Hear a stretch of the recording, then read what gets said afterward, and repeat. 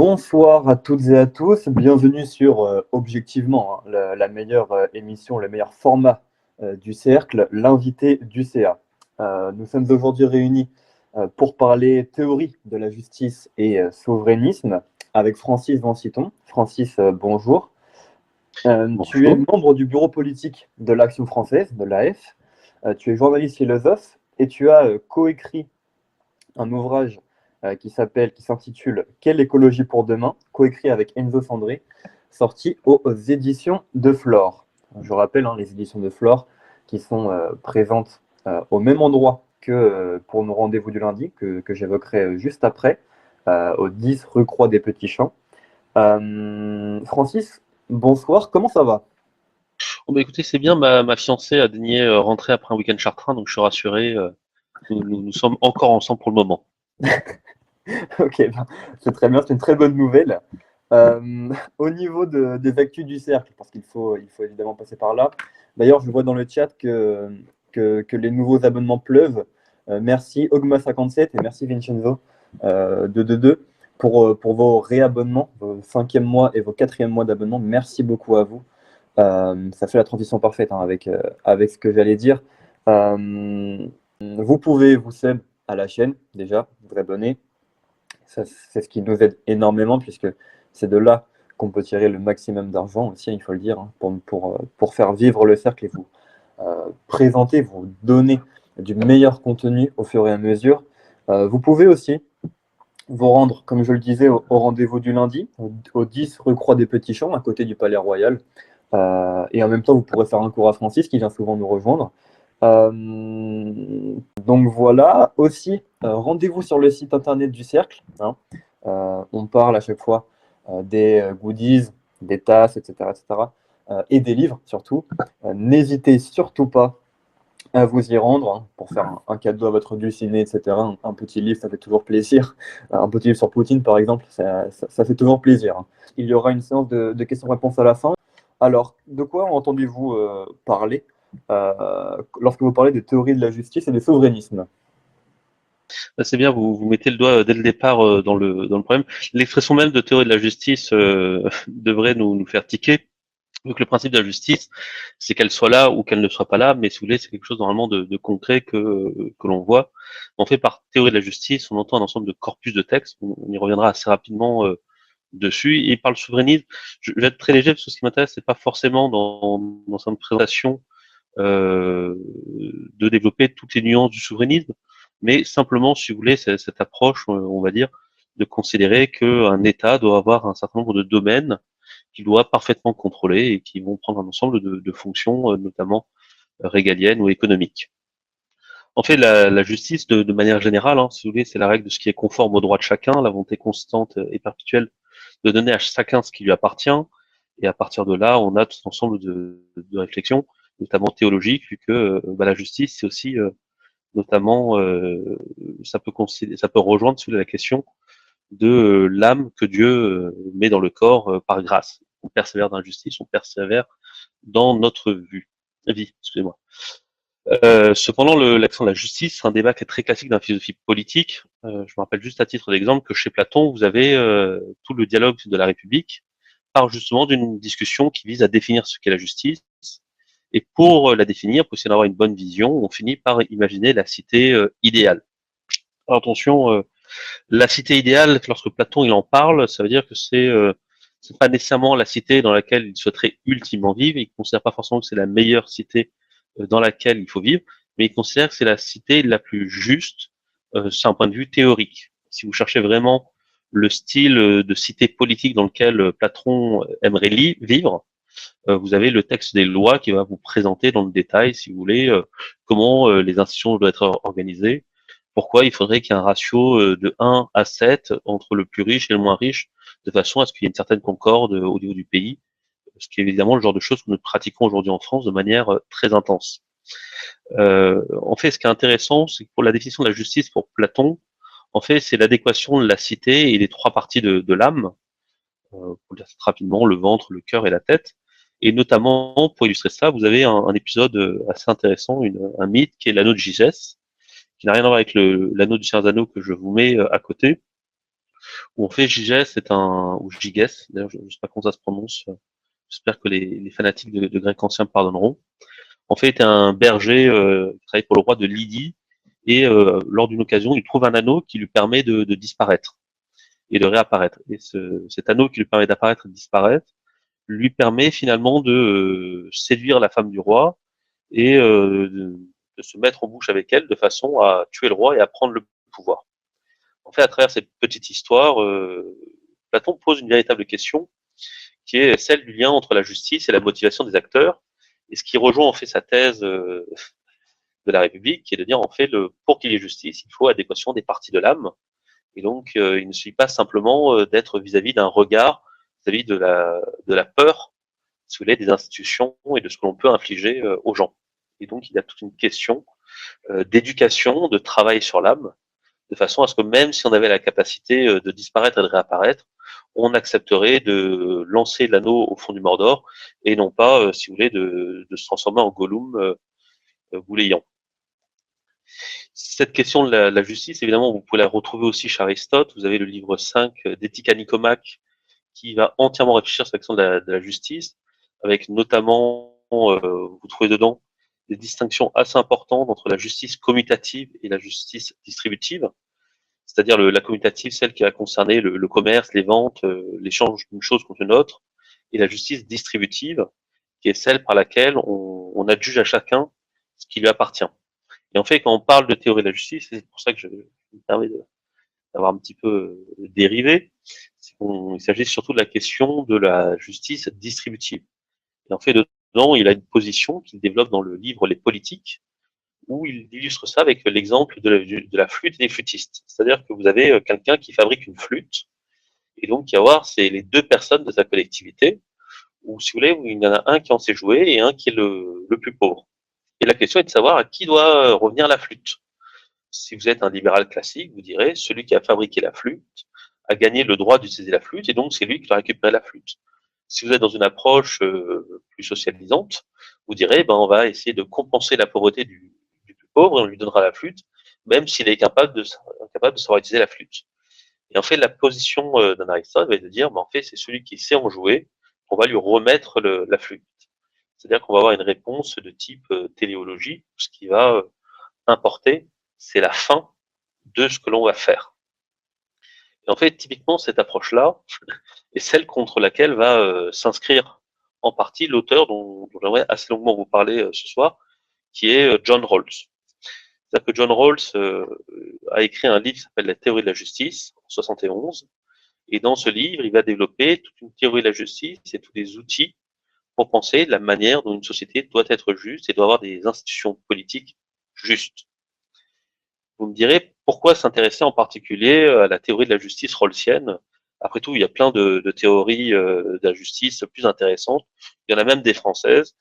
Et au fond, en bon souverainiste d'abord, nous devrions refuser toute philosophie qui pourrait avoir quoi que ce soit de lié avec un pays qui a tendance à respecter notre souveraineté française.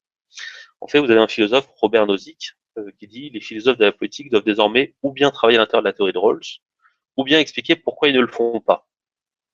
Et en fait, on pourrait dire, c'est une manière un peu polie de dire du bien de l'ouvrage de Rawls qui critique, mais dans les faits, il s'avère que lorsque vous vous intéressez au débat politique ou économique dans le monde anglo-saxon, et donc dans la plus grande partie du monde, John Rawls et sa théorie de la justice est une sorte, si vous voulez, de passage un peu obligé et maîtrisé.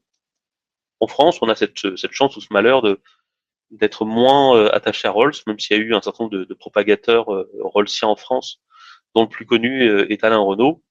Mais en fait, si vous voulez prendre le temps de connaître tout simplement les théories de la justice de John Rawls, c'est l'occasion un petit peu de se hisser au même niveau que la majorité des débats internationaux, mais aussi d'y apporter, si vous voulez, un regard qui sera un peu plus spécifiquement français, ou de tout simplement de s'interroger sur les bien fondés à partir d'une tradition qui n'est pas du tout celle de John Rawls.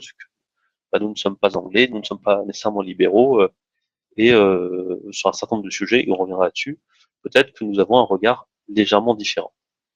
C'est pour ça que, si vous voulez, la manière dont j'aimerais qu'on aborde un peu le sujet, C'est de manière très scolaire, c'est avec 3 parties. Une première qui va être vraiment consacrée à vous expliquer ce que c'est que la théorie de la justice, à revenir un petit peu sur John Rawls, et puis à parler un peu de quelques petites inflexions. Dans un deuxième temps, de revenir sur les grandes réponses aux théories de la justice.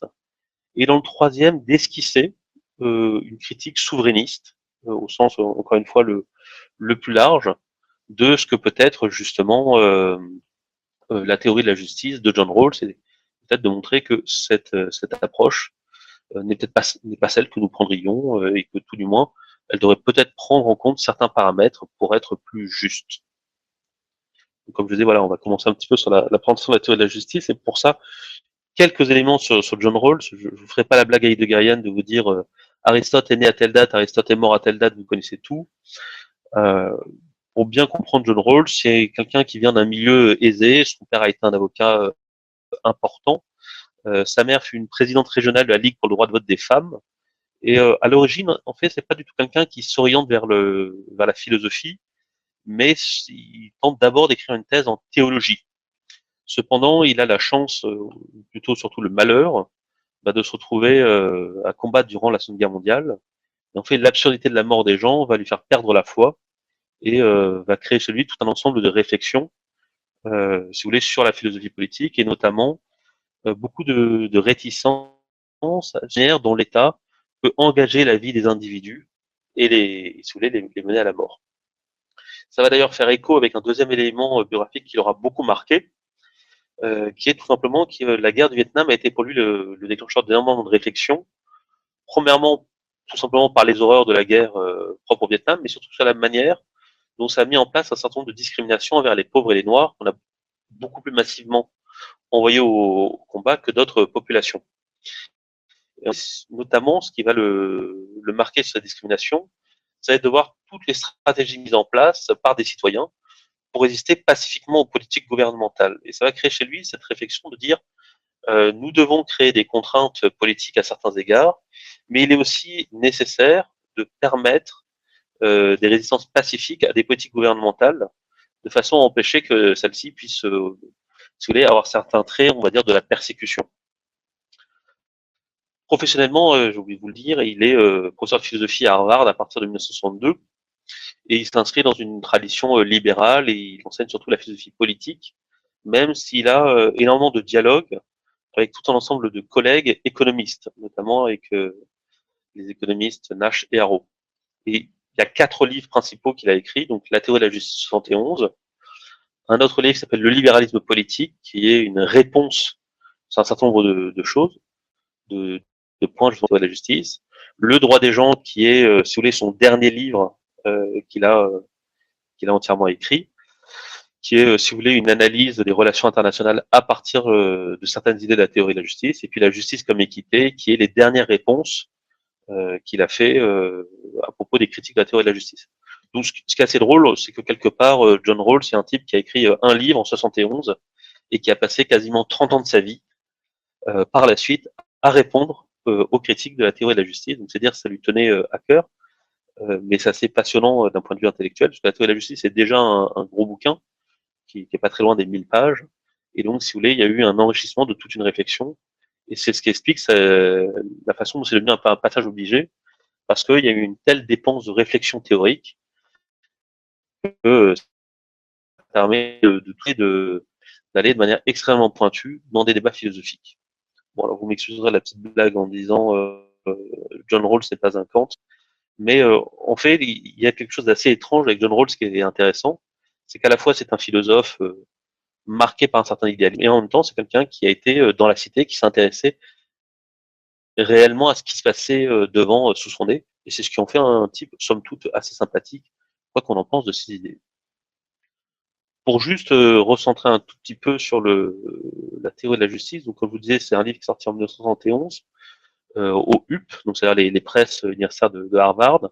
En France, il est sorti qu'en 87, donc 16 ans après, aux éditions du Seuil par une spécialiste justement de la pensée libérale, Catherine Audard. Et en fait, dans ce livre, au-delà de simplement réfléchir sur la justice, John Rawls veut fondamentalement résoudre le problème de la justice distributive en disant il existe aujourd'hui ce paradigme qu'est l'utilitarisme et qui est un paradigme dominant. Et en fait, plutôt que de suivre ce paradigme dominant, il a l'intention de proposer une alternative qui serait celle du contrat social, mais plus encore d'un contrat social qui serait largement inspiré par Kant. Et donc, si vous voulez, cette réponse, il la nomme justement la théorie de la justice, ou pour être plus précis, sa théorie de la justice, entre guillemets, s'appelle justice as fairness, c'est-à-dire la justice comme équité. Et donc, en fait, c'est vraiment une alternative à cette pensée utilitariste. Juste pour ceux qui n'ont jamais été familiers à la pensée utilitariste, l'utilitarisme, c'est une pensée théorie éthique, normative, donc c'est-à-dire qui donne des prescriptions, tu fais ça, tu fais pas ça. Et en fait, pour elle, notre obligation morale, c'est de maximiser le bien, c'est-à-dire l'utilité. Par exemple, si je donne une pièce à un homme dans la rue, je lui crée du plaisir et donc je maximise son utilité et donc c'est bien. À l'inverse, si je croise un pauvre qui dame dans la rue et que je commence à le bastonner, je lui inflige de la douleur et donc je le fais souffrir et donc je diminue l'utilité et donc c'est pas bien. Et donc pour être juste, un utilitariste conséquent vous dirait, eh ben il faut multiplier les biens. Et ça peut poser un petit peu des problèmes, c'est-à-dire que si je suis un utilitariste un peu fou et que je considère que couper la jambe de mon voisin et lui créer du plaisir, je pourrais aboutir à cette idée que une société juste sur une société où on coupe la jambe de son voisin, où tout le monde coupe la jambe de son voisin dans la bonne humeur et dans la joie. Ce qui évidemment est un peu déroutant et j'espère que vous aurez comme moi la faiblesse de vouloir conserver vos deux jambes si vous les avez. Le principal théoricien du utilitarisme, c'est Bentham. Et si ce courant a jamais été vraiment très populaire en France, il est à l'inverse extrêmement populaire en Amérique, où cette approche conséquentialiste de dire si je fais X pour optimiser le plaisir, eh ben j'aurai tel résultat et tant mieux, est beaucoup plus populaire qu'en France. La, sa réponse à lui, donc comme je disais, c'était une pensée du contrat social, donc c'est-à-dire qu'à l'origine de la société, vous aurez un contrat qui définit, si vous voulez, un certain nombre d'obligations de l'État à l'égard des individus. Et en fait, le fond de sa pensée est de dire que si le contrat est juste, le respect du contrat permet que les choses soient justes. C'est pour ça que la réflexion de John Rawls vise clairement à réfléchir, si vous voulez, à comment structurer la politique de façon à ce qu'on ait mis en place un contrat social juste qui permette aux individus d'être dans des situations justes. Et donc, si vous voulez, la justice va dériver quelque part d'un contrat qui aura pensé une institution politique juste et donc ce qui permettra d'avoir la justice nation juste au niveau des citoyens. Et donc, la question, c'est voilà, c'est comment est-ce qu'on met en place ce consentement, comment est-ce qu'on définit le contrat et comment est-ce qu'on le respecte par la suite. En fait, le contrat social, si vous avez lu Rousseau ou du Hobbes, généralement, vous avez des sortes un petit peu, vous savez, de fiction inventée en disant aux origines de l'humanité, l'homme était une bête perfectionniste qui s'amusait à courir dans les bois aux trois quarts à poil et de temps en temps, il croisait une pauvre femme et puis petit à petit, ils se sont regroupés et puis ils ont fini par créer des sociétés. John Rawls a une approche un peu déroutante qui consiste à dire qu'il faut inventer des procédures pour déterminer les principes de justice, c'est-à-dire de ce qu'on va mettre dans le contrat. Et au fond, chez John Rawls, même s'il utilise l'idée de contrat, il y a assez peu cette idée matérielle du principe de contrat. Il y a une certaine abstraction du contrat chez John Rawls. Le contrat, finalement, c'est, si vous voulez, les principes, les clauses que l'on va mettre dedans, beaucoup plus, si vous voulez, que le côté d'avoir un papier signé, une concession écrite. Et donc, pour avoir, si vous voulez, les principes, les clauses de notre contrat, il faut trouver une méthodologie et qui n'est pas simple, qui n'est pas historique chez John Rawls, mais qui est méthodologique. Et donc, pour cela, il va mettre en place cette expérience de pensée qu'est le voile d'ignorance. Par expérience de pensée, si vous voulez, c'est ce qu'on qualifie tout son ensemble de textes en philosophie, qui sont des textes qui vont présenter une situation et qui vont vous pousser à un raisonnement abstrait de façon à avoir une certaine idée. Quelque part, l'anneau de Gygès, qui est un mythe platonicien, est une forme d'expérience de pensée qui a dit si vous pouvez de manière fantastique pouvoir faire ce que vous avez envie sans avoir de conséquences, en ayant la sûreté que les gens ne savent pas que c'est vous qui l'ont fait, et bien dans ce cas-là, qu'est-ce que vous feriez? Le voile d'ignorance de John Rawls, voilà, c'est une expérience de pensée pareille, et en fait, elle imagine une discussion entre les citoyens et qui concerne les principes de justice. Et donc le but, c'est que ces citoyens déterminent les principes de justice à appliquer dans la société. Pour cela, ce qu'il faut comprendre, c'est qu'on met ce voile d'ignorance, ce qui signifie que les citoyens ignorent tout un ensemble de données, à commencer par celle de qui ils sont, quel est leur genre, quel est le genre du voisin, quelle est l'ethnie du voisin, quelle est la santé du voisin ou ses idées politiques. En revanche, sous le voile d'ignorance, dans le cadre de cette fiction, ils connaissent les différentes doctrines philosophiques, religieuses. Ils connaissent l'ensemble des plans de vie des individus, c'est-à-dire qu'est-ce qu'ils ont envie de mettre en place dans leur vie. Ils ont des connaissances psychologiques minimum de l'humanité. Ce sont des êtres raisonnés et raisonnables, rationnels. Et en fait, ils sont aussi conscients qu'ils sont dans une société du manque relatif. C'est-à-dire qu'ils savent qu'il y a suffisamment de ressources à aller chercher pour que l'on puisse vivre et qu'on ait des choses à répartir. En revanche, ils savent qu'il n'y a pas suffisamment de ressources pour qu'on puisse donner à chacun ce qu'il a envie. Et donc, sous ce voile d'ignorance, les gens doivent, si vous voulez, se mettre d'accord sur les principes de justice. Évidemment, la grande idée du voile d'ignorance, c'est tout simplement de désencombrer la personne qui réfléchit, qui fait cette expérience de pensée, si vous voulez, de ses intérêts particuliers, de ses passions, de ses affects, de ses envies et jalousies. Si je fais l'effort d'appliquer un voile d'ignorance avec des amis, eh ben, nous ne sommes plus amis, je n'ai plus de jalousie, j'ai pas d'envie, si je n'ai pas conscience de mon sexe, je penserai de manière très désencombrée un certain nombre de choses et je serai au plus proche de ce qui est le plus acceptable pour les gens. L'autre avantage, et c'est là où John Rawls est quand même assez fin, c'est que le voile d'ignorance, comme ça nous désencombre de tout un ensemble de connaissances, fait que nous ne savons pas non plus qui nous serons dans la société que nous allons mettre en place. Et donc, si vous ne savez pas si dans la société future vous serez un maître ou un esclave, il y a de fortes chances que vous n'ayez pas forcément envie de mettre en place une société de l'esclavagisme. Vous allez plutôt réfléchir à une société qui va s'assurer le minimum d'intérêt aux plus défavorisés. En fait, c'est un petit peu, vous savez, l'histoire, vous avez un dîner de famille, et puis on vous demande de découper la tarte, et on vous dit, par contre, tu seras le dernier servi. Votre intérêt dans ce cas-là est d'essayer de découper également toutes les parts, de façon à ce que si vous êtes le dernier servi, ben, vous ayez une part à peu près ou la plus égale possible à celle des autres. Et donc, ça va être le comportement que vous allez mettre en place. Ce qui est assez intéressant, si vous voulez, c'est qu'au fond, dans cette idée du contrat, il s'agit plus d'un acte, on va dire, de communauté politique, mais uniquement d'un acte de calcul. On va calculer des principes qui vont être les plus intéressants pour nous. Cependant, Rawls, il fait pas l'exercice devant nous, il nous dit voilà la méthodologie à obtenir, et puis il nous explique que cette méthodologie va permettre d'avoir deux principes de justice, dont le deuxième connaît deux petites déclinaisons. Le premier principe, c'est que chaque personne doit avoir un droit égal au système total le plus étendu de liberté de base, égal pour tous, compatible avec un même système pour tous. C'est-à-dire tout simplement que les libertés dont nous bénéficions doivent être les mêmes également pour tout le monde.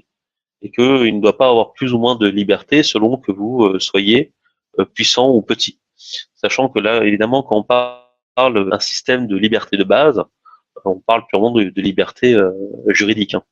On ne parle pas de liberté au sens métaphysique ou de possibilités que vous pouvez mettre en place. Mais l'idée, c'est que tout le monde ait les mêmes libertés. Le deuxième principe est surnommé Maximine. Et en fait, comme je disais, il se découpe en deux parties.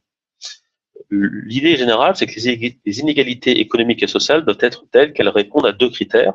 Donc d'abord, au plus grand bénéfice des plus dévantagés et attachées à des fonctions, à des positions ouvertes à tous, conformément au principe de la juste égalité des chances. C'est-à-dire que si vous devez mettre en place une réforme dans un système d'incertitude, le but c'est de regarder si elle va bénéficier aux plus défavorisés. C'est-à-dire que par exemple, si on modifie A et que ça permet aux plus riches d'avoir 30% d'enrichissement et aux plus pauvres 10%, vous respectez le maximum et donc c'est bon. À l'inverse, imaginons que vous avez une réforme B qui donne 30% d'enrichissement aux plus riches, mais qui ne change en rien la situation des plus défavorisés. Dans ce cas-là, Rawls vous dit il n'y a pas de bénéfice aux plus désavantagés, donc on ne devrait pas suivre, si vous voulez, ce principe-là.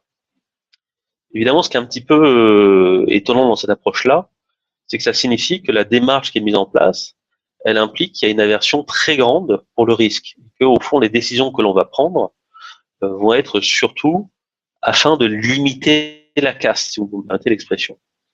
Il est aussi à noter, si vous voulez, que l'application de ces principes se fait de façon lexicographique. Alors c'est un mot qui est un peu barbare, mais c'est assez simple. C'est la façon dont est structuré un dictionnaire.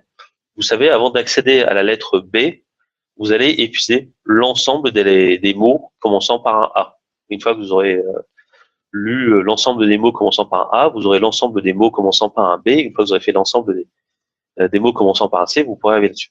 C'est-à-dire que s'il doit y avoir la moindre évolution ou la moindre décision, il faut d'abord que ce premier principe soit absolument respecté, puis la première partie du deuxième principe, et enfin la deuxième partie du deuxième principe. C'est-à-dire que si vous pouvez simplement dire on va mettre en place une égalité des chances, mais cette égalité des chances va viser à créer des inégalités dans les libertés de base pour tout le monde, et que elle n'est pas forcément au bénéfice des plus désavantagés, dans ce cas-là, vous ne respectez pas à deux titres les principes de la justice du John Rawls, et vous ne pouvez pas l'appliquer, vous devez le refuser absolument. Donc vraiment, il y a cette approche un petit peu sous les de ces deux jalons.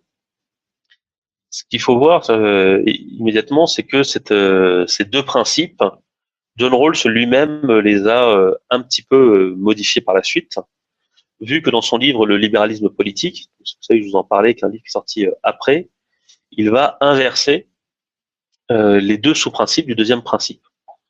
C'est-à-dire que lorsqu'avant on disait d'abord on s'occupe des membres les plus défavorisés et après on s'assure, si vous voulez, de l'égalité des chances, il va faire l'inverse. Donc l'égalité des chances va primer sur le bénéfice des plus désavantagés.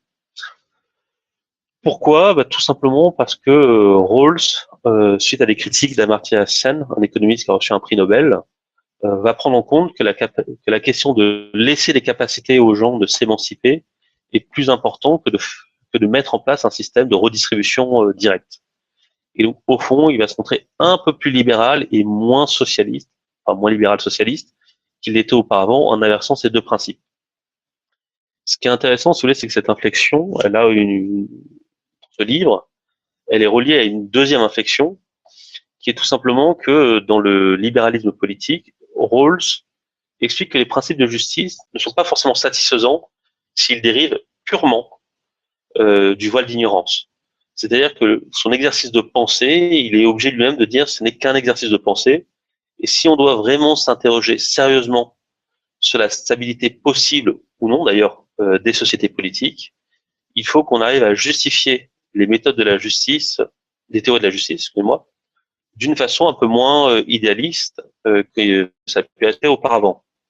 Et donc pour cela, il va développer une autre approche de la définition des principes de justice, qui va consister à dire on peut avoir un consensus par regroupement, ce qu'on appelle aussi chez lui le consensus PR, donc c'est-à-dire un accord de l'ensemble des citoyens sur des principes de justice en dépit des différentes doctrines compréhensives ou englobantes, c'est-à-dire religieuses, morales ou philosophiques. C'est-à-dire que si on enlève les doctrines inacceptables, on devrait réussir à trouver une sorte de statu quo, de première base, de consensus sur un certain nombre de principes, et les deux principes que John Rawls propose, à son sens, répondent à cette approche de consensus par regroupement. Et donc, quelque part, il prend pour exemple ça, la fin des guerres de religion, en disant à la fin des guerres de religion, alors qu'il y avait deux doctrines englobantes, religieuses extrêmement fortes et extrêmement vivaces, on a réussi à trouver une sorte de consensus qui a permis de créer des sociétés plus ou moins justes, mais des sociétés fonctionnelles, durables. Et donc John Rawls dit on va faire exactement la même chose, et on va par contre clarifier les clauses de notre contrat, ce qu'on met dans le contrat social. La deuxième réflexion sur laquelle je me permets d'attirer votre attention, qui est dans un autre livre de John Rawls sur la théorie de la justice, est son livre Le droit des gens. En fait, pour ceux qui s'y connaissent un peu déjà en philosophie et en relations internationales, le titre doit vous étonner, parce que c'est un titre extrêmement classique des textes de droit international. En fait, John Rawls, à la demande de ses élèves, a réfléchi à la déclinaison internationale de la théorie de la justice sur les relations internationales. Et s'il reprend ce coup-ci le concept du voile d'ignorance, en expliquant que l'on ne peut pas attendre simplement de trouver un statu quo entre pays pour se mettre d'accord sur les principes de justice, on est bien obligé de trouver une simple méthodologie abstraite de mise en place. il le fait en impliquant des États non libéraux, voire non démocratiques. Il dit, en fait, l'essentiel, c'est qu'on fasse ça entre États libéraux et entre États décents. C'est-à-dire que pour Rawls, va être acceptable des États extrêmement hiérarchiques, voire limitatifs en partie sur la liberté individuelle, à partir du moment où il y a une base minimale de droit, où il y a un petit cœur sous de respect des libertés individuelles, s'il existe une coopération sociale, et enfin, si l'opinion du peuple est consultée à certains égards. C'est-à-dire pas nécessairement qu'il y a la mise en place d'un système démocratique, mais s'il y a certaines manières de recueillir l'assentiment du peuple, c'est suffisant pour être un pays décent. Pourquoi c'est intéressant de voir ça? Bah, c'est vraiment de s'apercevoir que John Rawls maintient, si vous voulez, un certain cadre des relations des États-nations, un cadre westphalien, mais surtout qu'il met en avant, si vous voulez, que vous pouvez difficilement exclure un certain nombre des idées de gens pour mettre en place une théorie de la justice qui est un peu compliquée. Parce que si vous voulez mettre en place une théorie de la justice populaire, mais que vous virez la grande partie des gens, c'est assez compliqué. Alors là, je me suis trompé dans le sous-titre, c'est pas grave, c'était les différentes réponses à John Rawls, parce que évidemment, sous la théorie de la justice, comme je vous le disais, ça a créé un énorme débat philosophique et politique, et avec un certain nombre de réponses qui ont répondu sur majoritairement cette question du voile d'ignorance et du rôle des principes et de comment définir une théorie, un peuple juste, des institutions justes à partir d'une théorie de la justice. La première réponse qui arrivait le plus rapidement, elle vient et c'est assez drôle, d'un collègue de John Rawls qui est Robert Nozick. Robert Nozick, à l'origine, n'est pas du tout un philosophe politique. Il est surtout connu comme étant un grand philosophe de l'épistémologie, donc c'est-à-dire de la philosophie de la connaissance, où il était notamment connu pour proposer une définition, si vous voulez, du travail scientifique comme suivre la vérité à la trace, et avec tout un ensemble de réflexions autour de ça. Et en fait, en 74, il a écrit une réponse à John Rawls avec un livre qui s'appelle Anarchie, État et Utopie. En fait, l'approche de Nozick est en rupture complète avec John Rawls, vu que ce qu'il explique, c'est que la justice n'est pas du tout dans la forme des institutions, elle n'est encore moins dans la redistribution, mais par, si vous voulez, le respect d'une habilitation. C'est-à-dire qu'à son sens, on est habilité à avoir un ensemble de choses à partir du moment où on respecte trois principes. Le premier, c'est le principe de la propriété de soi-même, donc on est dans quelque chose de libéral extrêmement classique, c'est-à-dire que tout individu dispose d'un droit absolu sur sa personne, sur ses talents et le fruit de son travail. Et donc chez moi, si j'ai envie de conduire ma voiture sans mettre la ceinture, ben, je dois être capable de le faire sans que l'État s'en mêle. Évidemment, il y a une seule chose qui vous interdit dans ce cadre-là, c'est que si vous avez la propriété de vous-même, vous ne pouvez pas renoncer à votre propre liberté. Quand bien même vous auriez envie de l'aliéner, de la vendre, mais par définition, vous ne pouvez pas le faire. Le deuxième, c'est le principe originel d'acquisition, c'est-à-dire que vous détenez un titre initial de propriété sur un objet dont vous avez revendiqué en premier la propriété. Vous avez été le premier à modifier. C'est-à-dire que par exemple, si nous nous retrouvons sur une île déserte, vous tous et moi, le premier qui aura trouvé un pommier et qui pourra se revendiquer propriétaire sera propriétaire du pommier. Et qu'importe, si vous bénéficiez tout seul du pommier et que vous laissez tout le monde mourir de faim, y compris moi, ce qui n'est pas très gentil, vous avez été le premier, vous avez pu le revendiquer, vous avez un droit initial, c'est bon. Et donc le troisième principe, c'est tout simplement la juste circulation, c'est-à-dire qu'on puisse transférer le droit de propriété lorsqu'il a été obtenu légitimement, c'est-à-dire pas par le vol, pas par le meurtre, entre, si vous voulez, un acquéreur et le propriétaire légitime, avec ou sans contrepartie. En fait, quelle est l'idée derrière ces trois principes? C'est tout simplement de dire les inégalités, s'il y a une justice dans la circulation, s'il n'y a pas eu, si vous voulez, d'intervention illégale, violente, s'il n'y a pas eu d'acquisition louche ou problématique, est juste. Et donc, si tout le monde veut donner son argent à un joueur de basket et qu'il est riche à millions, si ce transfert a été fait librement, si l'argent que vous avez donné à ce basketteur est un argent que vous avez obtenu normalement et que vous avez le droit de donner cet argent, que vous êtes propriétaire de l'argent que vous avez obtenu, et bien dans ce cas-là, il n'y a pas d'injustice, il n'y a pas d'inégalité, tout fonctionne correctement. Et donc, au fond, la thèse de Robert Nozick est de dire ce qui garantit la justice, ce sont les transactions libres de la même manière que les opérations logiques préservent la vérité. Et donc, si vous voulez, la réflexion sur les institutions est une erreur parce qu'elle va amoindrir ces trois cycles et elle va mettre en place un ensemble de formes sociales, de formes politiques, d'organisations qui n'ont pas de raison d'exister. Comme vous en doutez très bien, avec un titre pareil, en fait, Robert Nozick et les libertariens sont en faveur d'un État minimal. Donc, à leur sens, si vous voulez, la mise en place d'États va plutôt, d'États forts, va interférer avec ces trois principes. Évidemment, avec ces trois principes, il y a un quatrième principe implicite, qui est celui de rétribution en cas de non-respect des trois principes principaux. Mais si on respecte les trois principes, pour Robert Nozick, ce n'est pas un principe de justice à maintenir. Et donc, toute cette logique est évidemment de dire qu'un État doit uniquement reposer sur le libre fonctionnement euh, de ces distributions librement consenties. La deuxième réponse, alors c'est un peu étonnant dit comme ça, elle va être marxiste / égalitarien. Attention à ne pas mettre exactement du tout sur le même niveau, mais en fait cette critique va s'intéresser sur la même chose de la part de John Rawls. Le plus connu chez les marxistes, c'est Jerry Cohen, mais on aurait pu aussi parler d'un autre marxiste, Gerard Alan Cohen, qui sont les membres du marxisme analytique, les fondateurs du marxisme analytique, qui est aussi surnommé le marxisme sans connerie, marxisme without bullshit. Et du côté des égalitariens, le plus connu est Ronald Dworkin, qui est un avocat extrêmement célèbre en Amérique et un grand penseur de la philosophie juridique américaine. Au fond, leur critique, comme je disais, elle est commune. Elle est de dire qu'en fait, si vous voulez avoir une justice sociale, il faut qu'elle soit largement corrélée à la notion de reconnaissance sociale. Et donc c'est pour ça que notamment ils mettent en avant l'importance de la notion d'inégalité relative comme un indicateur dans l'évaluation de la valeur sociale des individus. C'est-à-dire que quelque part, on ne peut pas se contenter de dire il y a des plus défavorisés et puis on le redistribue un petit peu sans regarder la manière dont ils ont pu se retrouver dans les situations des plus défavorisés, s'ils ont les capacités à en sortir, s'il n'y a pas un ensemble de structures qui les forcent à rester dans les situations les plus défavorisées.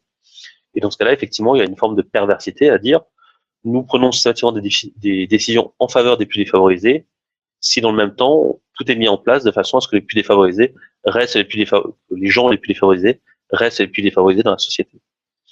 Et donc, ces auteurs, au fond, reprochent largement à John Rawls de ne pas avoir assez pris en compte la situation des plus défavorisés et de ne pas avoir réfléchi, de ne pas avoir assez travaillé sur une philosophie de la misère.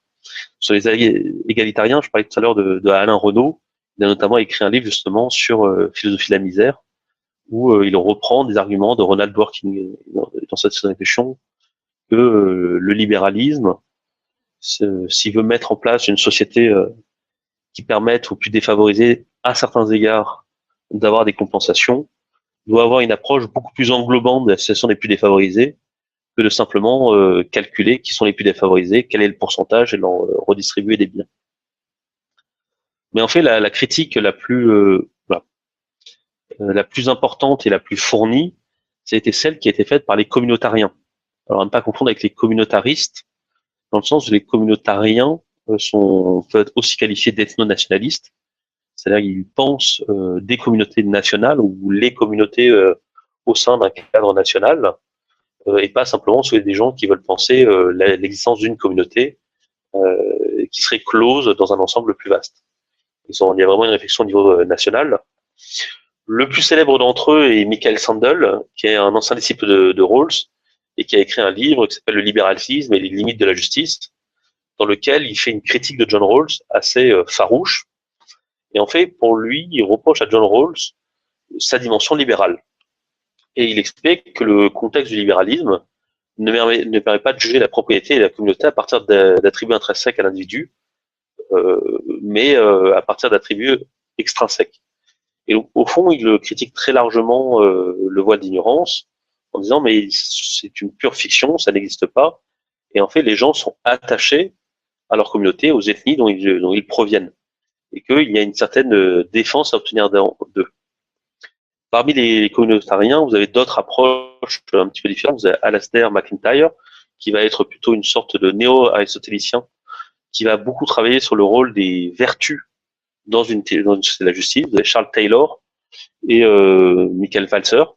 Et pour la petite anecdote, je pense qu'à bien des égards, on peut qualifier quelqu'un comme Alain de Benoît, pas forcément Macam, mais de penseur communautarien à certains égards, dans le sens où régulièrement ces pistes de réflexion vont sur ces questions de la théorie de la justice. Et par exemple, pour comprendre ce que peut être une définition de qu'est-ce que c'est qu'un communautarien, vous avez Charles Taylor, ce qui dit on peut être communautarien au sens où il est par exemple le sociologue américain Amintai Edzoni, et cela équivaut pratiquement au républicanisme français. C'est une philosophie de la communauté nationale envers laquelle ses membres ont des responsabilités et des devoirs. Et donc, si vous voulez, au fond, cette critique vise à reprocher à John Rawls cette réflexion libérale en disant on va prendre que des individus qui sont désaffectés d'un certain nombre de choses. Et à l'inverse, on va dire Michael Sandel, non, on fait les individus sont des choses solides qui sont tissées de liens et au fond, ils sont beaucoup plus des partisans de la liberté des anciens que de la liberté des modernes, pour prendre cette distinction. Pour la petite anecdote, Michael Sandel fait partie aujourd'hui des grands philosophes stars dans le monde anglo-saxon.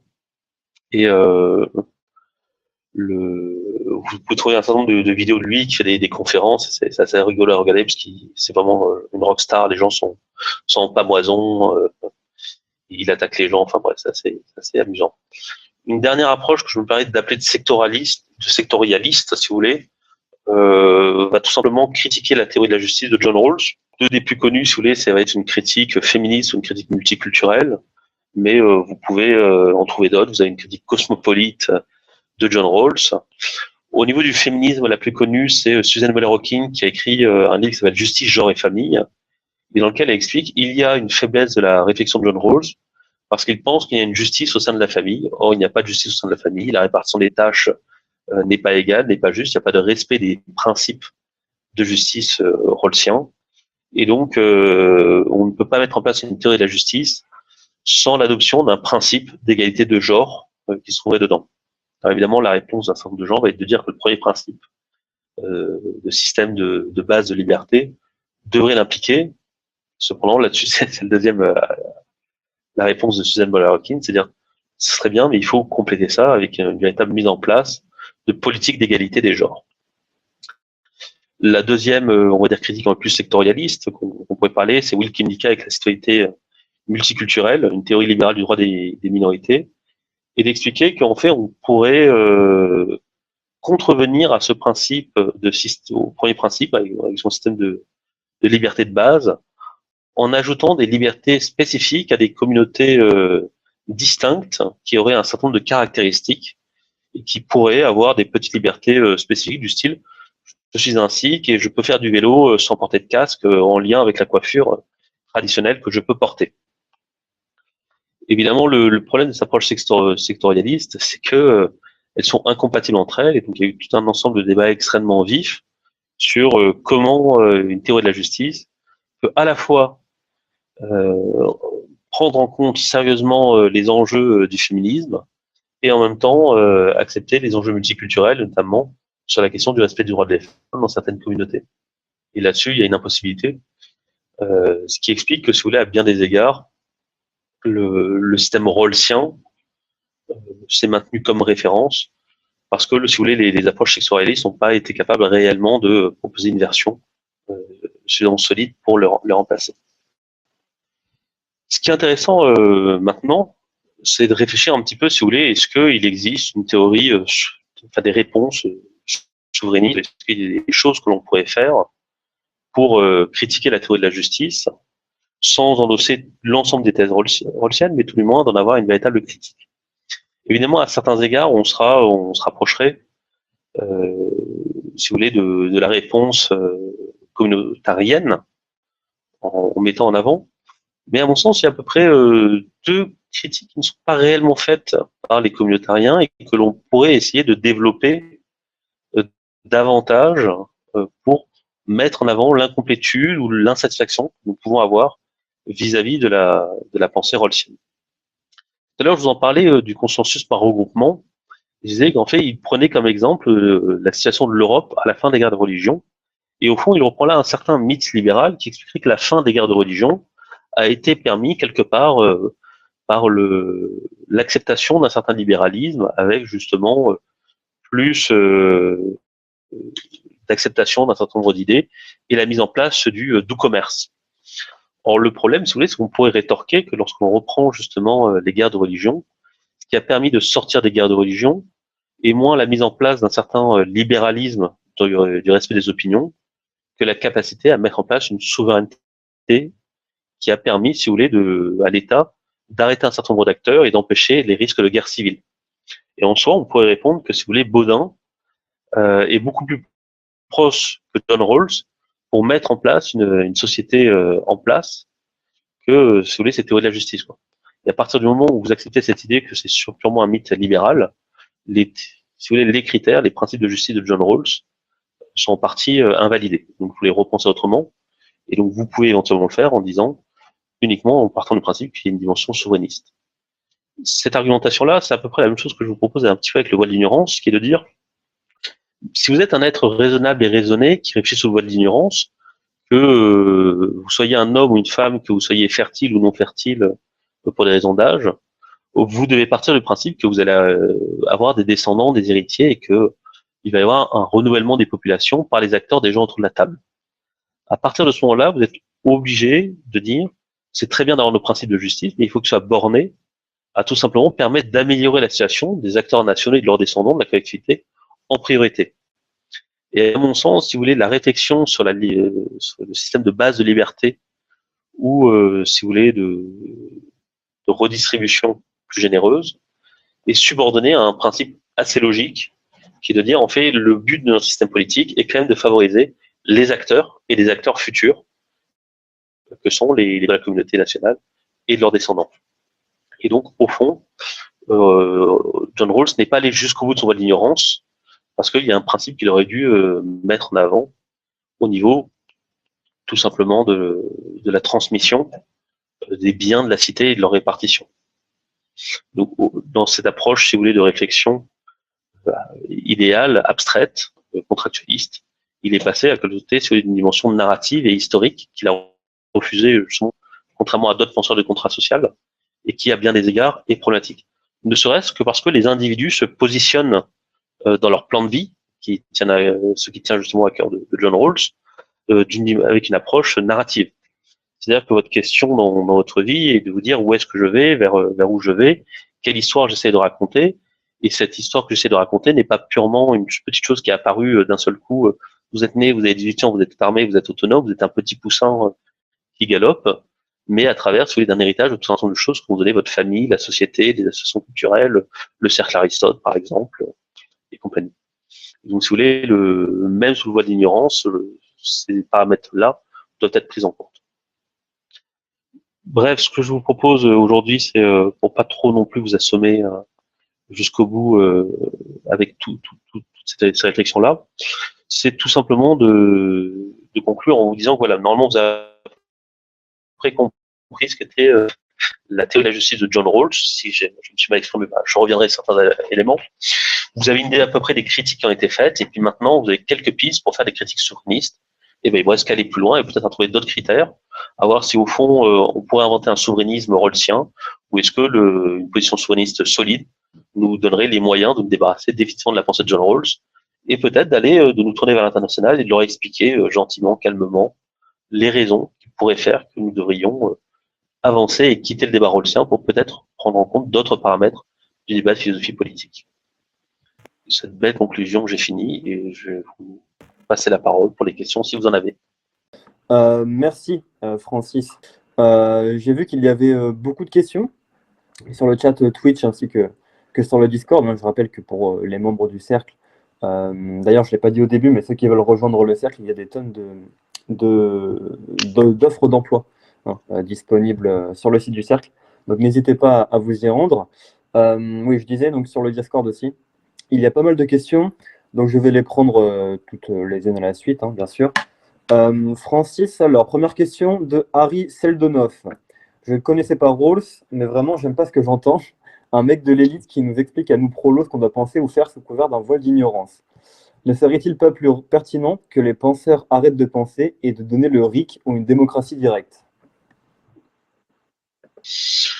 Bon, je suis pas forcément d'accord en disant Rawls, je pense en surplomb comme un riche qui explique aux prolos ce qu'ils doivent penser, on sera plus gentil en disant c'est un intellectuel qui propose une théorie et qu'il a essayé d'argumenter pendant 30 ans, ce qu'on peut considérer comme 20 ou comme peut-être admirable intellectuellement, quoi.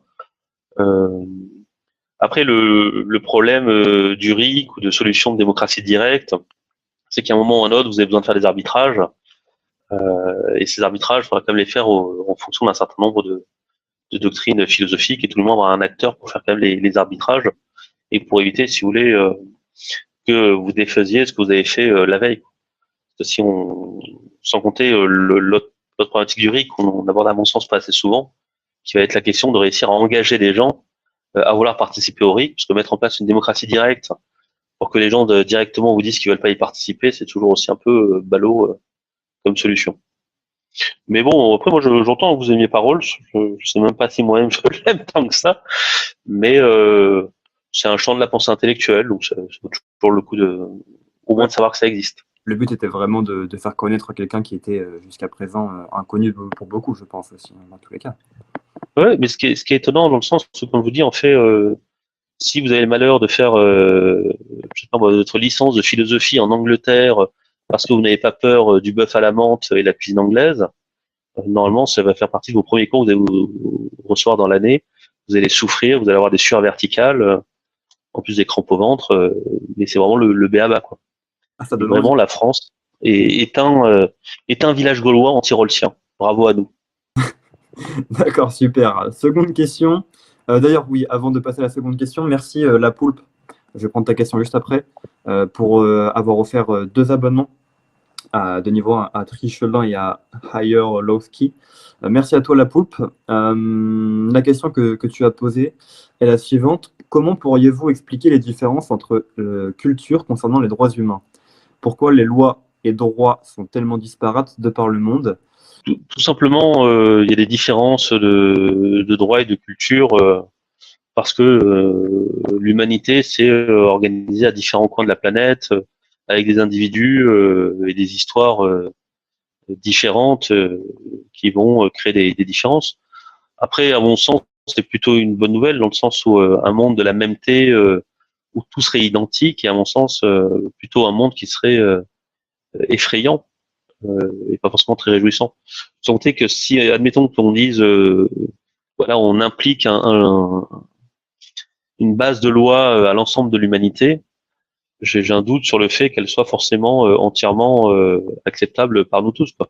Admettons que l'entièreté du monde ait décidé que les Français n'auraient plus le droit ni au pain chaud au chocolat ni à la chocolatine. Je serais extrêmement vexé par une telle loi et je continuerai à manger des viennoiseries, mais je ne trouverais pas ça souhaitable, quoi. Eh bien, c'est très bien. C'est très bien, c'est très bien. Chando. Chando nous pose la question suivante. John Rawls est-il inspiré par la Déclaration des droits de l'homme ou la France en général? Les deux fatalement. Après, plutôt les pensées, les déclarations des droits de l'homme. Après, ce qui est assez étonnant avec John Rawls, ce que je disais avec le droit des gens, euh, John Rawls considère que c'est compris dans une société juste au sens strict comme il l'entend, mais il accepte que ça ne soit pas forcément l'alpha et l'oméga. Et ce qui est assez drôle, c'est qu'on pourrait dire qu'au fond, John Rawls serait contre l'interventionnisme au nom des droits de l'homme sur les pays étrangers. Parce que beaucoup de ses disciples, justement, lui ont plutôt reproché de ce point de vue-là. Après, ce qui est assez amusant d'ailleurs, c'est que, donc je disais, John Rawls s'oppose très fortement aux utilitaristes. Et en fait, Jeremy Bentham considérait les droits de l'homme comme une métaphysique sur les chasses. L'expression est assez jolie. Et ne sont pas du tout en faveur des droits de l'homme, puisqu'ils considèrent que c'est pas nécessairement la meilleure manière de maximiser le plaisir et l'utilité. D'accord, super. On va continuer avec une question de Chando, encore une fois. La volonté de Rawls d'atténuer les aléas de la naissance par une société égalitaire n'est pas justifiée par une logique utilitariste. si je me souviens bien, il prenait l'exemple d'un jeu de hasard dans lequel on voudrait limiter l'étendue possible des destins funestes. Dans les deux cas, on a une approche qui est conséquentialiste, donc ce qui effectivement les rapproche. Après, à son sens, l'opposition de John Rawls vise à, comme je disais, à proposer une alternative complète à la pensée utilitariste. Après, qu'il y ait des pans qui puissent être acceptables par les utilitaristes, c'est aussi partie du jeu argumentatif. Mais ou qu'il y ait des schèmes de pensée même utilitaristes, ce n'est pas forcément choquant. Après, comme je disais, comme tout penseur, il peut pas non plus ne pas avoir ces petites faiblesses, ces petites contradictions, ces petits égarements. D'ailleurs, on a listé un certain nombre. D'accord, eh bien, très bien. Je vais prendre l'avant-dernière question pour l'instant. N'hésitez pas, hein, si vous en avez, à nous poser des questions, hein, sur Twitch et sur Discord, pour ceux qui y sont. Donc, avant-dernière question de Insubmersible. Mais même l'égalité des chances est une chimère, non? Si je n'ai trisomique ou aveugle, pourrais-je devenir pilote d'avion? On est d'accord. Après, ça n'empêche pas que on a l'ambition qui est une égalité de chance qui puisse quand même fonctionner à certains égards. Après, si vous voulez, quand on parle d'égalité de chance, on n'en parle pas d'une égalité de chance absolue où effectivement on enverrait n'importe qui, n'importe où, par égalité des chances. Mais si vous voulez, je pense qu'on pourrait tous contents de dire que n'importe quel enfant français puisse aller à l'école et c'est une égalité des chances qui est souhaitable, quand bien même au sein de l'école, il y a toujours des inégalités qui puissent s'appliquer, des opportunités qui se présentent pas de la même manière, quoi. Mais c'est une égalité de chance qui est toujours Oui, tout est relatif. bienvenue pour nous, quoi. Eh bien, Si les enfants, j'espère qu'ils l'auront. oui, c'est ce qu'on espère tous, hein, de toute manière. Dernière question de Vanessa Lee. Pardonne-moi si j'ai mal lu ton pseudo. Rentrons dans le théorique, hein, dans la pratique, dans cette question. Comment pratiquer le principe de justice dans un système oligarchique? Eh ben, je pense que ta réponse est dans la question. Tu ne peux pas, et donc la question serait de dire, dans ce cas-là, que préconiserait Rawls pour faire tomber un système oligarchique? Et là, il dirait, en fait, par la non-violence, par l'activisme, la contre-culture, on devrait pouvoir remplacer le système et mettre en place un système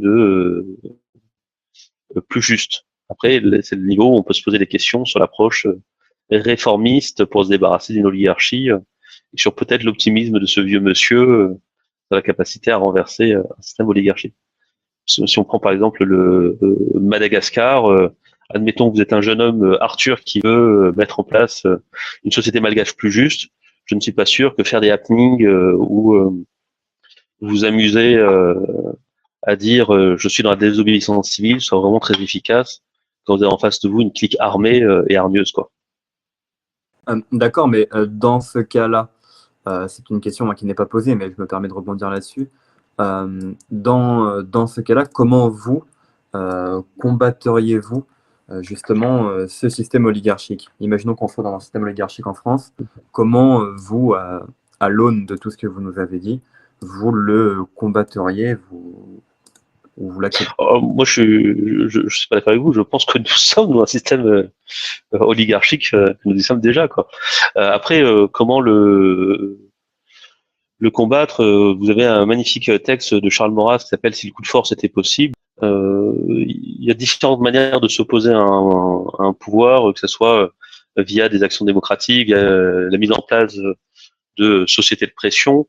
Vous pouvez aussi tout simplement appliquer ce que faisait le peuple romain, où tentant il allait sur une colline et il quitte entièrement Rome en disant euh, nous sortons entre guillemets de la politique. Donc là-dessus, voilà, on peut imaginer ce genre de choses, on peut mettre le RIC, on peut forcer, on peut l'histoire est aussi pleine de retournements. Il y a peut-être des opportunités, le kairos à saisir au bon moment pour changer les choses.